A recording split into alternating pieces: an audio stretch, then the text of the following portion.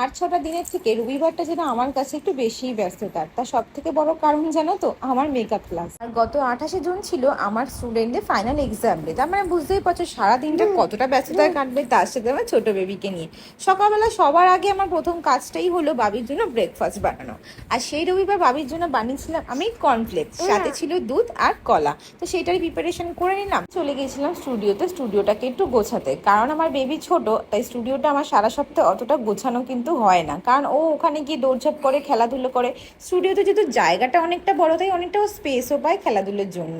স্টুডিওটা গুছিয়ে নেওয়ার পর আমি এখানে একটুখানি শাড়ি গয়না বার করে নিচ্ছিলাম, কারণ স্টুডেন্টদের মধ্যে কিছু জন আমার থেকে শাড়ি রেন্টে নিয়েছে। এদিকে মোটামুটি কাজ সারতে সারতে দেখলাম বাবি আর বাবির বাবা স্টুডিওতে এসে হাজির, কারণ বাবি ঘুম থেকে উঠে গেছে। আর ঘুম থেকে ওঠার পর তো তার মামাকে চাই, তো ঘুম থেকে ওটা মাইন্ডটা ডাইভার্ট করার জন্য এখানে ওকে ওর খেলনাটা বার করে দিয়েছিলাম। আর সেদিনকে আমার চা খেতে খেতে প্রায় 12টা বেজে গেছিলো দুপুর। এই রবিবারটা যেহেতু পলি রবিবার ছিল, তাই বাবিকে ফটাফট রেডি করে নিলাম। আর ওকে রেডি করা মানে তো জানো তো একটা যুদ্ধের থেকে কম না। তো এখানে বাবি পোলিও খেয়ে চলেও আসলো, তারপর স্নান করে খাওয়া দাওয়া করে এখানের পাপাকে ঘুম পাড়িয়ে ওর কানটা একটু চেক করছিল। সেই রবিবারটা যেহেতু অনেক কিছু ঘটেছে, তাই এই একটা ব্লগে শেয়ার করা সম্ভব না। দেখা হচ্ছে নেক্সট